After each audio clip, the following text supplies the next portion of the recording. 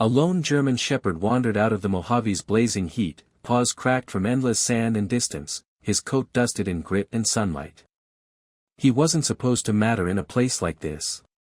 Yet beyond the sagging chain-link fence and the skeletal rows of forgotten MRAPs, two Marines stood, holding a key, a letter, and a promise they didn't yet understand.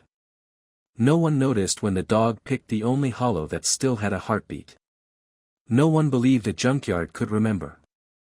But what he would uncover behind the corroded hatch was enough to make anyone cry and believe in second chances for stories almost lost. Before we dive in, tell me where you're watching from. Drop your country in the comments. And if you believe no memory, whether human or animal, should ever be abandoned in the dust, hit subscribe. This might be the story that restores your faith in miracles. The desert outside Barstow, California, in late afternoon carried a silence that felt heavy. The sky stretched wide and pale like a sheet of brass. Heat shimmered in slow waves above sand and stone, the air thick with the scent of dust and metal. From the highway, you could spot the ghostly outlines of an old military scrapyard sprawled across 20 acres. Its fencing sagged with rust, orange as dried blood.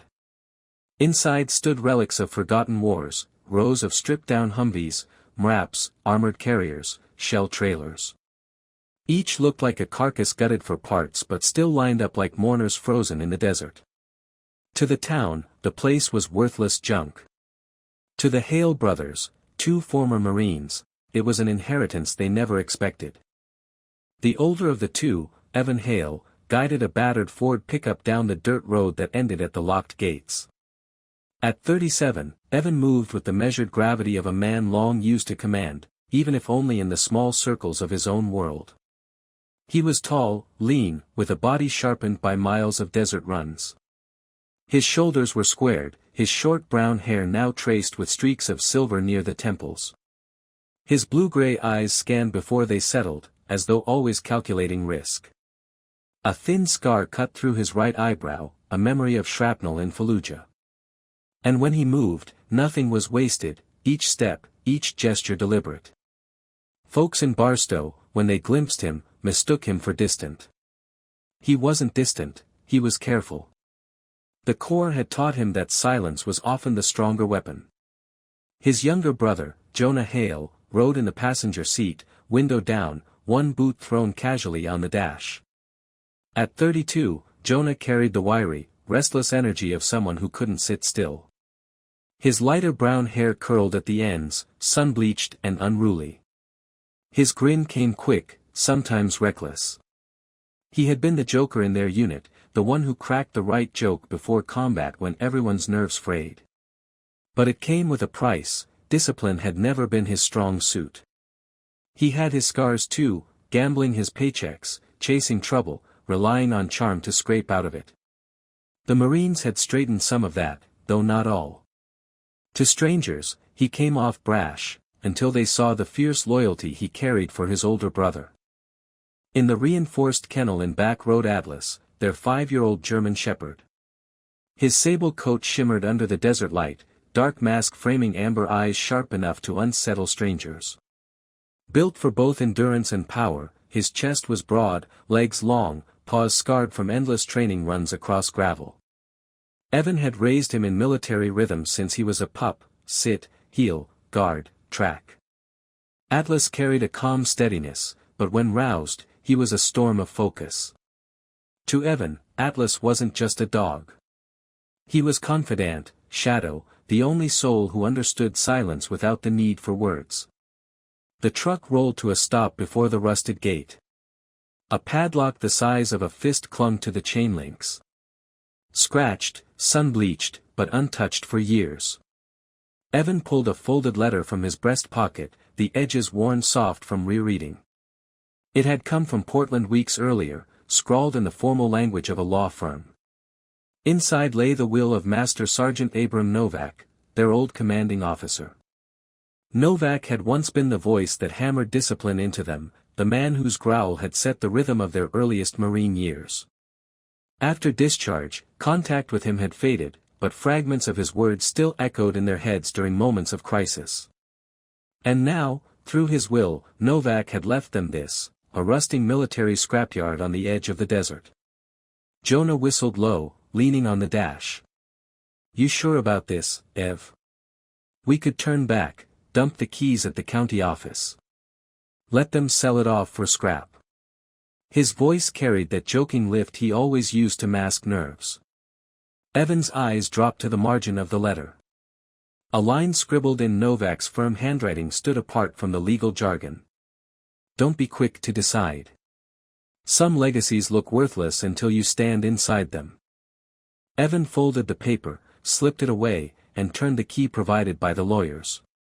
The lock fought him, crusted with desert rust, then gave with a brittle pop. The gate groaned open. The air changed the moment they entered, thicker, laced with oil and scorched paint. Rows of hulking armored vehicles stood in silence. Tires stripped, windshields cracked, paint faded to bone. Atlas whined sharp from the back, body tensed, nose pressed to the carrier's bars. Jonah gave a nervous laugh. "Spooked by ghosts, huh?" But Atlas wasn't spooked, his nose worked furiously. Then he barked, short, sharp, commanding. Evan slowed the truck as the shepherd lunged forward, eyes locked on a single MRAP half buried in sand, its number faint, B14. Dust swirled as they parked. Evan clipped Atlas to a lead, but the dog pulled hard, muscles taut, every sense locked. Jonah frowned. He's never pulled like that before. The MRAP loomed before them, bone-colored under the sun, doors stiff with corrosion. But as Evan touched the hatch, something struck him. Unlike the rest, the steel carried a faint sheen. Not crumbling, not chalky, oiled, and recently. His nails scraped up a smear of lubricant. Atlas barked again, deeper now, claws scraping the door. He ignored Evan's sharp command to sit, a rare disobedience. His growl rolled low and urgent. Jonah stepped back, voice tight. "Ev, he's not playing. He's telling us something." Evan pressed his palm to the latch. His skin came away slick. Someone had been here, not long ago. That old battlefield sense prickled along his spine. Above them, the sky dimmed to twilight. The wind hissed through rusted frames. Atlas clawed furiously, the sound carrying a rhythm that felt like a demand, "Here. Here. Here." And in that moment, the scrapyard didn't feel worthless anymore. It felt like a summons. The desert night had barely cooled when the brothers returned to the MRAP. Above Barstow, stars scattered like brittle glass across a black sky. The heat still clung to the armored shells, metal frames holding the day's breath. Evan Hale moved first, toolkit in hand, his step steady and deliberate. Jonah followed close behind, flashlight arcing across rusted hulks. His usual jokes rang thinner now, his humor stretched over nerves. Atlas padded at their side, hackles still raised, amber eyes locked on B14. Evan crouched by the hatch, scarred brow furrowed. He set the bolt cutters to the corroded crossbar. His forearms tightened as steel groaned. With a grunt, the lock snapped, brittle as bone. He jammed a crowbar into the seam. Hinges shrieked. A gust of stale air rolled out, dust, oil, and a faint woody note, like old crates sealed long ago. Jonah swung the flashlight beam inside. Shadows swallowed corners. Atlas surged forward, nails clicking on steel, nose pressed against the floor beneath the passenger seat. He whined, pawing hard. Evan reached down. A mat lifted. His fingers caught on a loose plate. Beneath, wedged tight, lay a parcel wrapped in oil-stained canvas. He pulled it free. Dust swirled in the beam of light. Slowly, carefully, he unwrapped it. Inside was a leather-bound notebook, its spine stiff with age. On the first page, firm block letters scrawled in military hand. Operation Last Convoy. The ink hadn't faded, each stroke pressed deep, as if carved into the paper by will alone. Evan flipped through. Entries filled the pages, lists of objects, paintings, candlesticks, family albums, jewelry. Each tagged with codes. Each code tied to a vehicle frame. Some bore names, others only initials, but all carried urgency. It wasn't a catalogue of parts. It was a ledger of memory. Jonah leaned against the steel wall, his grin gone. This isn't junk. Someone used this place to hide everything. These aren't spare parts, these are lives. Evan brushed dust from the MRAP's panel. Beneath flaking paint, his thumb traced an etching, a wrench and a compass rose, crossed like a crest. Not regulation. Not stenciled. Carved by hand. Personal. The desert wind hissed through broken windows, carrying silence heavy enough to press on their chests. Jonah's phone vibrated, shrill in the stillness. He frowned at the number, answered. The voice on the other end was smooth, practiced, the kind that blended contracts with threats. "This is Simon Cade," it said. Calm, deliberate. Word travels fast in small towns. "I represent Iron Lantern Holdings. I understand you've inherited the yard." Jonah shot Evan a wary glance. "Yeah," he answered carefully. Cade's chuckle was dry, humorless. "You've got a pile of rust. An eyesore. A liability. But we're prepared to take it off your hands. Clean cash. No hassle." Evan cut in, voice low, steady. "We're not selling." Silence cooled the line. Then Cade's voice hardened. "Mr. Hale, I'll be direct. Relics like these attract problems. Old problems. Historical items can get complicated. Claims, rivals, laws. Safer to let a professional firm handle it. For your own protection." Jonah bristled. "That a threat?" "Advice," Cade said smoothly. $500,000. Tomorrow. Think it over." The line went dead. Atlas growled, low and dangerous. He planted himself in front of the brothers, gaze fixed on the horizon. Jonah rubbed the back of his neck. "Guess we're not the only ones Novak trusted with this secret." Evan closed the notebook, scarred hands pressing its cover shut. He looked at his brother, then at Atlas. The yard no longer felt abandoned. It felt watched. The decision wasn't about scrap anymore. It was about legacy, and whether they had the courage to carry it forward. Atlas, standing guard, seemed to speak without words. "Go on. We've only just started." By dawn, the desert lay pale and brittle. Silence stretched across the scrapyard like a sheet of glass. Wind stirred dust plumes through rows of armored carcasses. The brothers had barely slept. Evan pored over the notebook deep into the night, eyes shadowed but unwavering. Jonah tossed restlessly in the truck's cot, curiosity and unease wrestling inside him. Atlas never left MRAP B14's door, lying there as if guarding its secret. Mid-morning, a white sedan appeared at the gate. Dust haloed its wheels. From it stepped a slender woman in her late 30s. Jacket neat despite the grit, posture straight. Her presence was quiet, yet commanding. Dr. Maya Chen. Evan had first seen her name in an email forwarded by the law office in Portland. A maritime and logistics historian. She moved with precision, her dark hair tied back into a low ponytail that revealed sharp cheekbones and keen eyes behind glasses. Her skin bore the sun's light tan, the mark of someone used to fieldwork as much as archives. She had grown up in Oakland, daughter of a longshoreman. When a crane collapse had killed her father during a storm, she had poured herself into study, determined to understand the hidden machinery of wars and nations, supply lines, transport, the lifeblood of conflict. Her reputation grew as someone who traced not just history, but the invisible threads beneath it. She was exacting, often curt, but beneath that precision lay empathy sharpened by grief. She knew memory could vanish forever if not handled carefully. Jonah met her at the gate, brushing crumbs from his shirt, his lopsided grin ready. "Welcome to our empire of rust, document don't mind the smell, it's just yesterday's sun baking today's steel. Maya didn't smile, though her eyes softened faintly. Show me what you found. Evan presented the notebook with both hands, as if laying an offering on an altar. Maya adjusted her glasses, flipping quickly through. Her fingers were swift, mapping patterns. She paused, tracing a series of codes. These alphanumeric sequences, they match frame numbers. Novak wasn't inventing.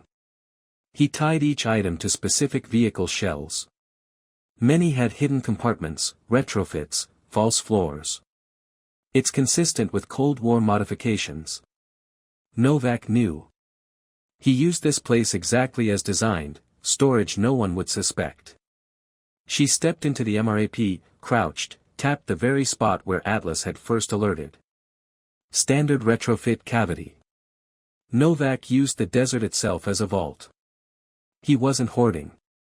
He was preserving. Jonah blinked. So what you're saying is, this isn't a junkyard. It's a memory bank. Maya closed the notebook carefully. A clandestine archive. A warehouse of lives disguised as waste. While she and Evan discussed logistics, Jonah busied himself with dragging furniture into a container. He set up a desk, rigged a lamp to a generator, laid a tarp on the floor. Hail and hail recovery services, he joked, raising an imaginary glass. Atlas padded in, circled once, and lay by the door, ever the sentry. By noon, heat shimmered above the husks. Evan stepped outside and froze. Far out on a ridge stood two silhouettes, dark against the white glare. One raised an arm, binoculars flashed. Jonah joined him, squinting. Friendly neighbors. Forgot their picnic basket. Evan's jaw clenched. Not locals. Too deliberate. Atlas growled, straining against the leash, bark echoing sharp and relentless across the scrapyard. The figures startled, then retreated over the ridge, vanishing into the heat shimmer. Jonah exhaled.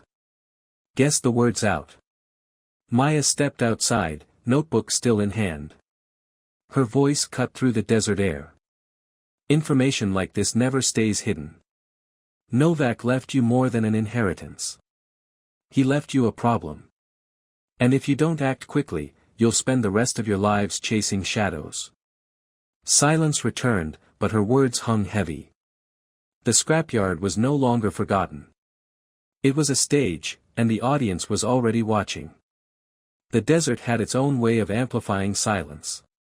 By dawn, the yard was like a pale ocean of stillness, rusted frames standing like ghost ships half buried in sand.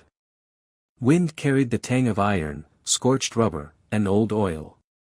Evan Hale stirred awake on a narrow cot inside the container office. Fatigue etched deeper lines under his gray-green eyes.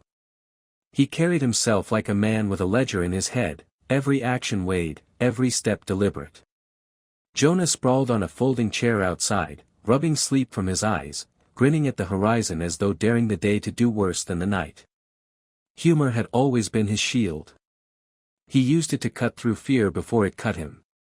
Atlas, sable coat brushed gold by the early sun, circled the yard with the steady gait of a soldier on patrol.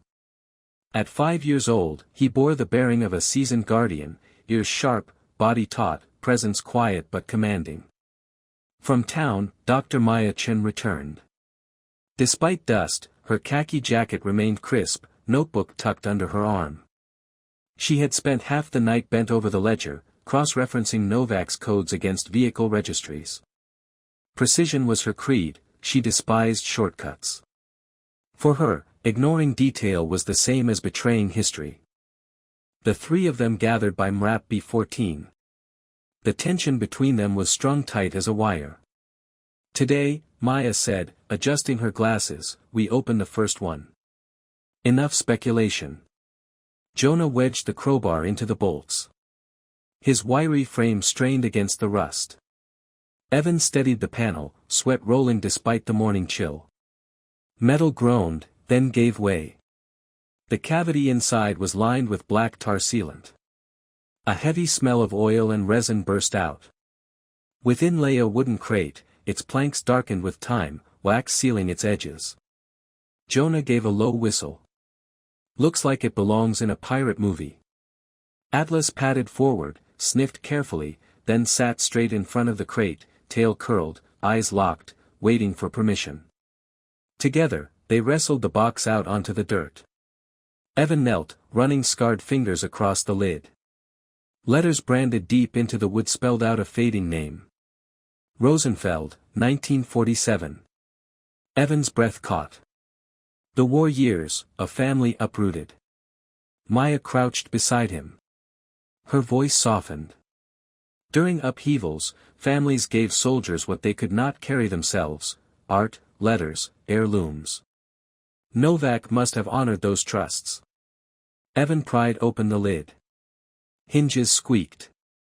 A rush of cedar-laced air escaped. Inside lay canvases wrapped in cloth, oil landscapes of old European villages, still vibrant in their muted greens and grays. Beside them, a silver jewelry box, tarnished but intact, its engravings of lilies delicate and fine. Deeper still were bundles of letters tied with ribbon, sepia photographs pressed flat between cardboard sheets. Faces stared back at them, families dressed in Sunday best, children clinging to mothers, men in threadbare suits. Jonah, uncharacteristically quiet, traced one photo with a finger. They probably never came back for these. Atlas lowered himself at the crate, resting his chin on his paws as though guarding a memorial. The sight looked like a dog keeping watch over the dead. Maya snapped into motion. From her satchel, she pulled an archival camera, gloves, acid-free envelopes. Everything gets photographed before we touch further. Catalogued, logged, sealed. She worked methodically, scribbling notes, labeling evidence bags, photographing from every angle. Her precision weighed down the moment. It wasn't treasure hunting. It was preservation. Jonah's phone buzzed again. Unknown number. He answered, speaker on. Simon Cade's voice slid through the air, smooth but edged. Mr. Hale. I'll be blunt this time. My client is prepared to offer $5 million for the yard. As is. No questions. Wire transfer within the hour. Jonah smirked uneasily. Generous offer. But we're still unpacking the welcome baskets. Cade's tone dropped lower, almost intimate. Be careful what you cling to. Old things carry old problems. Some legacies are better left buried. Think it over. The line clicked dead. Jonah muttered, half to himself, $5 million, that's a lot of beer. Evan didn't answer. His gaze stayed locked on a single photo, of a boy, maybe 10, standing beside his mother, her hand on his shoulder. Both of their eyes held the same tired determination. Something in their gaze struck him. Duty. Trust.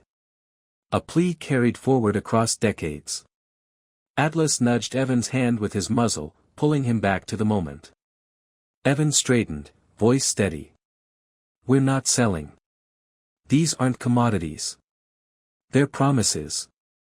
Novak carried them, and now they're ours. If we sell, we betray every face in these photos. This isn't scrap, it's memory. And memory deserves guardians. Jonah looked at him, torn between practicality and loyalty. But Atlas gave a quiet huff, pressing close to the crate as if to affirm Evan's words. Maya lifted her camera one last time. The lens captured the image, a marine, a crate of history, and a German shepherd keeping sentinel. She knew then this was no longer about inheritance. It was stewardship.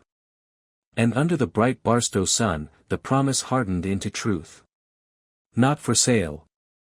Not for profit. A vow carved into silence, guarded by a dog, bound by blood. The afternoon descended into copper light. Dust drifted in glittering veils. Evan strode through the rows, notebook tucked into his chest pocket like a warrant. Jonah swung a lantern at his side, habit born from deployments where light was survival. Atlas trotted a step ahead, a living compass keyed to scent and sound. They had secured the first crate under Maya's exacting system. The rhythm was forming: sweep, verify, compare, decide. Evan thought it felt like patrols, maps lied, but the ground always told the truth. In the third row, Humvees lined nose to tail like rusted chessmen.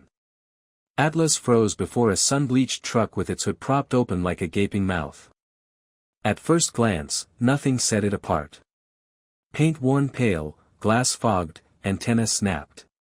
But Evan noticed the glove box smeared faintly with grease fingerprints, as if someone had searched it in haste years ago. Atlas pressed his nose to the seam, then turned back with commanding amber eyes. Here. Evan flicked the latch. The compartment dropped. Inside lay a cloth-wrapped bundle the size of a paperback, edges hardened by dust. He eased it out, unwound the fabric. A compact mini-DV camcorder lay within, black and scuffed. Jonah grinned despite the tension. Old school. Please tell me it still works. Evan opened the hatch, inside sat a tape. He tried the power. Nothing.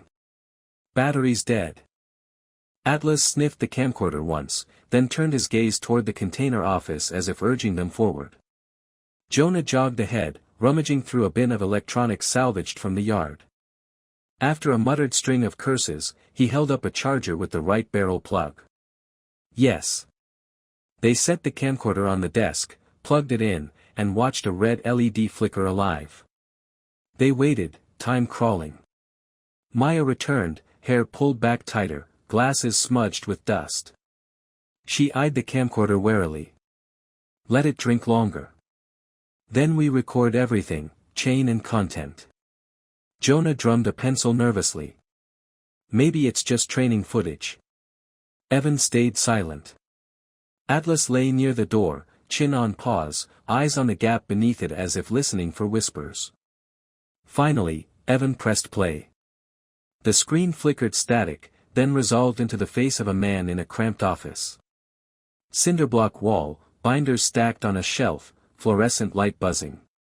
He looked in his 50s, hair clipped short with streaks of iron, posture upright even seated. The voice, steady and familiar, hit both brothers like a ghost. Master Sergeant Abram Novak. If you're watching this, he said, I'm gone. And it's time the record speaks. He paused, not from doubt, but from the courtesy of a man about to reveal his life's hidden truth. Abram Novak is the name I wore. But it isn't my given name. My true name is Jakub Novak. He held the camera's gaze, eyes steady. He spoke of a youth shaped by exile, of a family line fractured by forces unnamed. He described learning early that the difference between a lost thing and a kept thing wasn't law, it was logistics. Routes mapped around predators. Compartments hidden inside machines that moved unquestioned. When he rose in rank, tasked with supply and decommissioning, he began keeping a separate ledger, not of requisitions, but of memories entrusted to him. Rings, letters, photographs, canvases, boxes of silver. He called it Last Convoy. You put the fragile in the middle, and you move as one. The notebook was only half of the system, Novak explained. The other half was a cipher, a physical key. He held up a brass compass, its bezel etched with symbols, wrench, rose, crescent, star. You never write the whole truth in one place. The tape cut briefly to training footage, dock safety, crane signals, plausible deniability. Then back to Novak, face lined with grief worn smooth by years. I don't ask for forgiveness, he said. I ask that you take inheritance as a verb, not a noun. You don't hold what isn't yours, you carry it forward. The screen went blue. The camcorder clicked to a halt. Silence. Jonah leaned back, grin absent, replaced with a quiet awe. It's bigger than beer money, Ev. Bigger than us. Maya wrote in her neat script, 2-key protocol confirmed. Cipher device required. Evan unplugged the charger, coiled the cable neatly. Atlas rose, padded out into the yard, and stopped at the corner where the chain-link fence met a concrete post. He sniffed, pawed. Scraping mortar away revealed a hollow ring. Together, dog nose, marine hands, historian patience, they unearthed a waxed cloth bundle. Inside lay a brass compass, etched with Novak's glyphs. The second key. Jonah whispered, reverent. He built the map into the place itself. Evan turned the bezel slowly, watching the needle settle. Bearings clicked into his bones. Jonah's phone buzzed again, this time with a New York number. A cultured, warm voice introduced itself, Laurent Dubois, an art consultant. His family had once held records of objects much like these. You must understand, Laurent said gravely. There are men who call themselves stewards, but they are predators. You'll need allies, and quickly. I can assemble a team within 36 hours. Evan looked at Maya. She nodded. Jonah muttered, please and thank you. Laurent's voice softened. I owe the dead nothing less than the living. I'll notify discreet federal partners as well. If opportunists circle tonight, it's best some eyes are already watching the road. When the call ended, the container felt smaller but safer, like a bunker with a radio.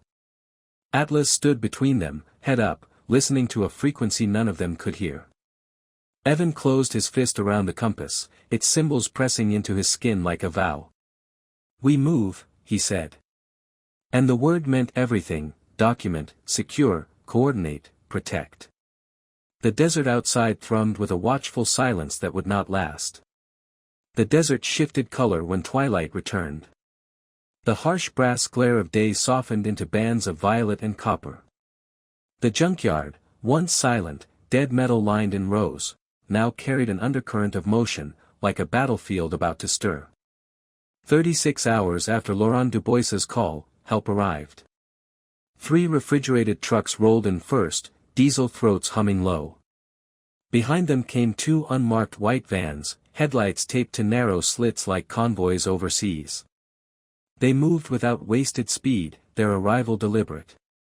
Men and women climbed down, carrying themselves with unhurried precision. They looked like people who had packed secrets before, professionals who lived in shadows of museums, auctions, or military vaults. At the front was a woman in her 40s, tall, reed-thin, shoulders stooped as though from years bent over crates. She wore a navy windbreaker, auburn hair wound into a severe knot. Her face was sharp, lines carved deep by betrayals long past. Sarah McKenna, though most of her colleagues called her Ledger.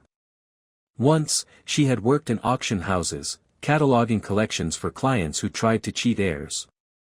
When she refused to cover a fraud, she lost her job. That fight had burned the softness from her, leaving an obsession with detail she now wielded as weapon.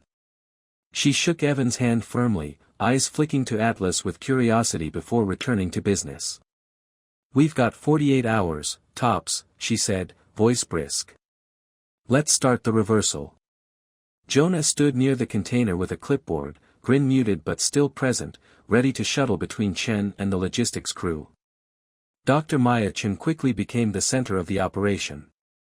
She sketched workflows on her legal pad: retrieval, catalog, photograph, seal, crate, load.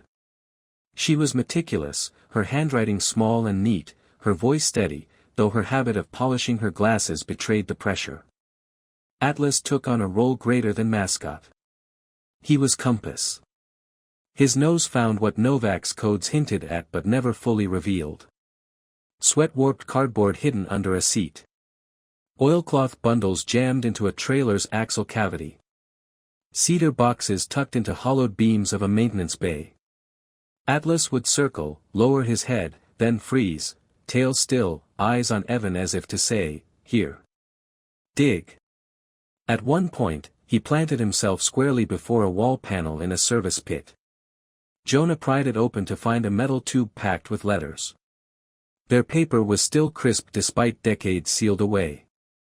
Sarah, usually curt, murmured softly, whole lives fit into envelopes, don't they? The work was deliberate, never rushed. Each recovery followed ritual. Jonah snapped photographs from multiple angles with a tripod rig. Maya labeled evidence bags and logged entries with ruthless clarity. Evan signed chain of custody notes in careful script. Sarah's crew affixed QR codes printed on a portable thermal printer, linking every item to a secure registry. Each crate, lined with foam and humidity controls, was wheeled into the refrigerated trucks, where portable climate modules hummed steadily. The hiss of dry ice and the clack of seals became the music of the night. Twice, headlights swept the highway beyond the fence. Both times, Sarah's drivers killed their lights instantly. The crew froze among the hulks. Atlas stood statue still, ears pivoting, his body tense but patient. SUV silhouettes lingered on the road, then slid away. Evan caught Jonah's eye, tilted his chin, an old signal, ready, but hold. Jonah tapped his pencil against his thigh, his quiet version of a laugh. By 3 a.m, the yard buzzed like a hive. The once random piles of metal and trash were stripped of secrets. Everything Novak had salted away was logged, packed, and rolled toward safety. Sarah pulled Evan aside, speaking low. 2 FBI liaisons are sitting on the county road out of sight. If something turns bad, you won't see them, but you'll hear rotor blades in 8 minutes. Dawn crept pale across the ridges. Atlas trotted the final row, nosed a stack of crates, then returned to sit squarely before Evan, gaze steady. Sweep complete. Jonah groaned as he stretched, looking across the bare yard. Where there were ghosts, now there's just wind. Guess we made it lighter. Maya shook her head. We made it right. The last crate, pulled from beneath a fuel bay, was logged, sealed, and slid into a truck's climate vault. As the sun climbed, the empty yard gleamed pale, carcasses of steel stripped to silence. Evan stood with the brass compass heavy in his pocket. The relief he felt wasn't final, it was only the turning of the wheel. Sarah barked orders. Maya signed manifests. Jonah wiped sweat with the back of his sleeve. Atlas sat sentinel until the final truck door latched shut with a metallic clap that echoed like punctuation. 47 caches. 47 stories reclaimed from hiding. And though the yard stood empty, Evan felt absence could speak as loudly as presence. The morning after, the desert air seemed thinner, as if the land itself had exhaled. Evan sat on the container step, clipboard in hand. Each line item on the log was crossed, annotated. All except one. At the bottom of Novak's ledger, written in his square hand. Z1. No chassis number. No vehicle code. Only a terse note, foreign storage lot. Old street lamp. Jonah lay collapsed inside the container, snoring through exhaustion. The burden of decision fell, as always, to Evan.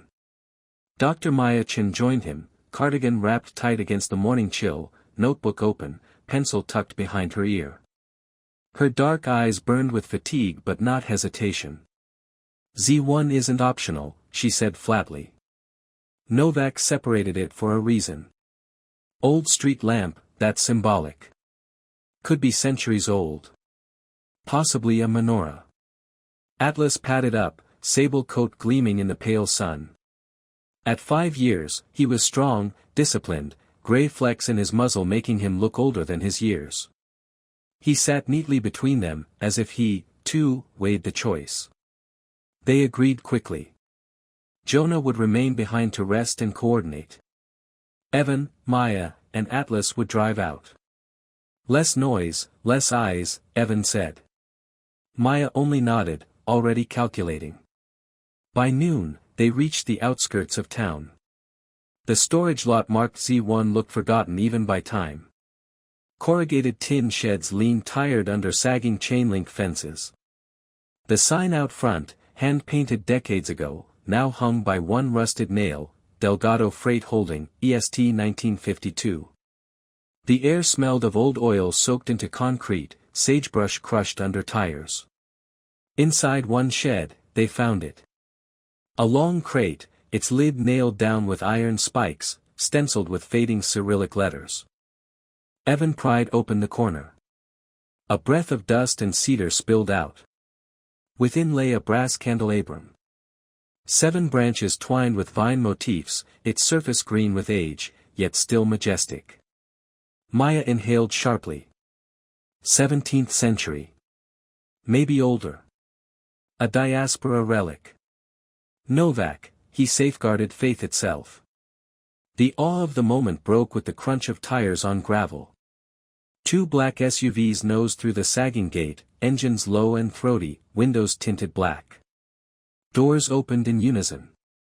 Men in dark suits and tactical boots fanned out with practiced precision. From the lead vehicle stepped Simon Cade. He was early 40s, tall, hair cropped close, jawline sharp enough to slice. His tailored gray suit belonged to boardrooms, but his eyes carried mercenary weight. "Mr. Hale," Cade called, voice low, smooth as a pitch dipped in threat. "You've been busy. Shame about the waste. All that effort cataloging what you could have sold in one stroke." He stepped closer, polished shoes crunching grit. "You shouldn't be here," Evan said coldly. Cade tilted his head, amused. "Shouldn't? I've been here longer than you think. A tracker under your brother's truck, simple magnet, elegant. While you chased ghosts, I watched." One of his men pulled a tablet, screen showing Jonah's pickup, license plate glowing, tracker blinking underneath. Maya's heart thudded. She gripped her notebook tighter. She wasn't a fighter, but she knew power when it tilted the room. Cade approached the crate, eyes fixed on the menorah. "I'll take it from here. Walk away, and I'll even let you keep breathing." Atlas moved first. His hackles rose. A growl rolled deep in his chest like thunder underground. When Cade leaned closer, the shepherd launched. A blur of sable muscle, jaws clamped around Cade's forearm like a vice. Cade staggered, shouting, his composure cracking as blood flecked his perfect cuff. Guns twitched up, but before the standoff broke, red and blue strobes burst at the far gate. FBI SUVs swept in, sirens cut. Tactical agents spilled out, rifles raised, voices sharp. "Drop weapons. Now." Cade's men froze, outnumbered, encircled. Their bravado drained. An agent wrenched Cade's arm back, snapping cuffs into place. Atlas held firm until Evan's steady hand pressed his neck. "Easy, boy. Good work." Only then did the shepherd release, retreating to Evan's side, barking once, eyes still locked on Cade. The menorah sat gleaming in its crate, untouched, as if to test their resolve.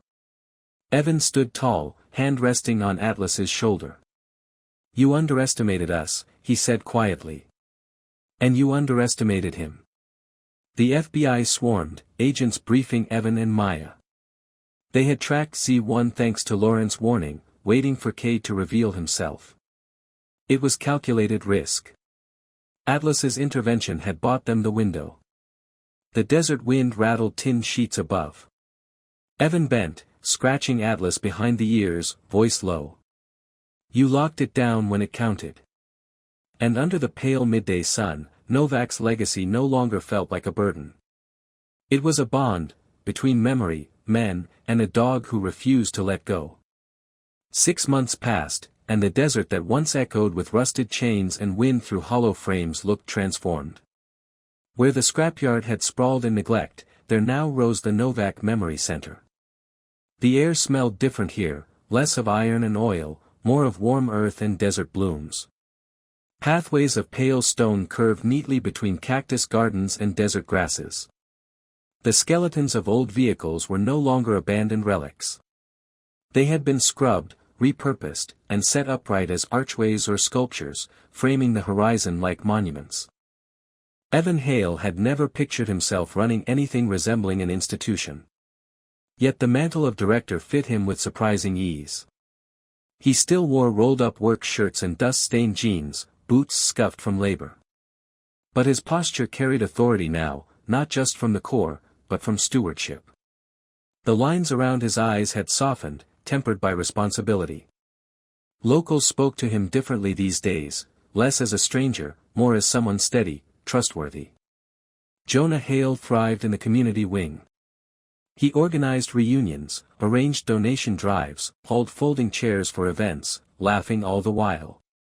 His energy, once reckless, now poured into connection. To children visiting, he explained that every object had a story, every crate a voice from the past. His weather-browned face lit with animation as he bridged strangers into family. And Atlas, no longer only a guardian, had become something greater. His sable coat still gleamed, his eyes still sharp, but now he carried himself as the center's quiet ambassador. Visitors who entered with skepticism, or grief, or hesitation, found him pressing his head against their hand, leaning against their leg, or simply sitting close until fear ebbed. Staff joked he was the true director. Evan never disagreed. The exhibitions were curated by Dr. Maya Chen, who had stayed on as head curator. Her sharp historical eye extended into the design of space itself. Halls were tall and clean, sunlight streaming over glass cases and interactive screens. Children traced their fingers across digital displays telling stories of displaced families, lost heirlooms, and journeys across continents. Maya's presence had shifted, too. She still moved with precision, her dark hair pinned into a practical bun, but warmth now softened her edges. In her 30s, she carried herself as a woman who had found not just a career, but a calling, bridging the living to the memories of those gone. Her creed was simple: to keep memory is to keep people alive. One afternoon, the Dubois family returned. Laurent had promised, and he arrived with his wife, Camille, and their son, Jules. Laurent was lean, his silver-streaked hair combed back with Parisian formality. His gratitude carried as much weight as his elegance. Camille was tall and graceful, moving with the poise of someone who had lived her life among galleries and gardens. Jules was only 10, small for his age. He shuffled beside his mother, dark hair falling into his eyes, fingers gripping Camille's coat. His hesitation spoke of a child who didn't know if he belonged in a place built on history and grief. In the reception room, Evan opened a velvet-lined box. Inside lay the silver medallion engraved with a swan, polished, though still carrying its age. Laurent's voice trembled as he explained to Jules. "It was your great-grandmother's. She wore it when she fled. When she arrived with nothing, this was all she carried." Jules stared silently. His mouth tightened, eyes downcast. Camille bent, whispering encouragement, but the boy pressed his face into her coat. Then Atlas padded forward. Without hesitation, the shepherd lowered himself beside Jules, resting his massive head gently against the boy's leg. Jules stiffened at first. Then he looked down. Atlas blinked slowly, tail brushing once against the floor. The boy's hand lifted tentatively and brushed the dog's ear. A smile, small, uncertain, but real, cracked across his solemn face. Evan caught the look in Laurent's eyes, relief so profound it didn't need words. That evening, the center hosted a gathering on the main lawn. Desert dusk painted the sky in red and purple fire. Families lingered near exhibits. Children darted between sculpted paths. Local musicians played violins beneath string lights. Maya stood near the podium, answering questions about the growing programs. Jonah hauled crates of donated blankets from a pickup, laughing with volunteers. Evan walked alone toward the memorial plaza. There, old vehicle frames had been sandblasted and arranged upright in concentric rings. Between them, bronze plaques bore names, dates, fragments of stories rescued from Novak's caches. It wasn't graveyard or gallery, it was something between. A harbor for memory, a place where the lost could dock safely after storms. Jonah joined him, clapping his brother's shoulder, grin softened. "Does it look like the old place, does it?" Evan's voice was quiet. "No. It looks like what Novak wanted it to be." Ahead, Atlas moved among the metal frames, his coat burnished by the fading light until he seemed cast in bronze himself. Families lingered, voices blending with the desert wind. For a moment, past and present, grief and healing, loss and promise, felt stitched together. Maya approached, expression unreadable until her lips curved slightly. Novak didn't just entrust you with boxes. He entrusted you with memory itself. Evan nodded, gaze on the horizon glowing red with sunset. And we'll keep it. All of it. Atlas barked once, sharp, steady, like a seal on their vow. The junkyard was no more. In its place stood the Novak Memory Center, a sanctuary where relics were not commodities, but vessels of survival. Bridges between the displaced and their descendants.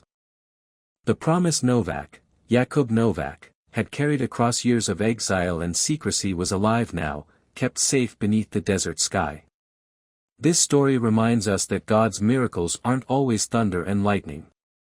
Sometimes, they arrive quietly, in memory preserved, in a family reunited, in a loyal dog who refuses to let hope die. Evan, Jonah, and Atlas had turned a broken scrapyard into a sanctuary of remembrance. And each of us, in our own lives, can do the same, turn our struggles into blessings for others.